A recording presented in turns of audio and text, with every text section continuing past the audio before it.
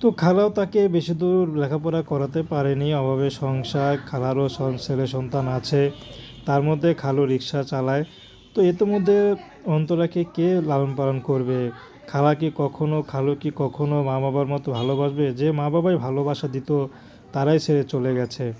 তো শেষমেশ অন্তরা যাই হোক দুঃখ কষ্ট বুকে চাপা নিয়েই সেলাই মেশিনের কাজ করে, যা ইনকাম হয় খালার কাছে দেয়। আর যদি কিছু তার টাকা এক্সট্রা কাজ করে তাহলে সেই টাকা হয়তো খালাকে দেয় না, সেই টাকা নিজেই তার শখ আহ্লাদ যদি পারে কিছু পূরণ করে।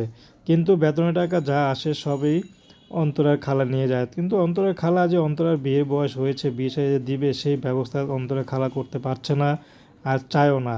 কিন্তু অন্তরাকে দেখে অনেকে বলে তুমি বিয়ে শাদী করো না কেন? তো অন্তরা খুব কষ্ট পায় যে তার যদি গার্ডিয়ান থাকতো তাহলে তার কখনো বিয়ের জন্য মানুষের মুখে মুখে খোঁটা খেতে হতো না।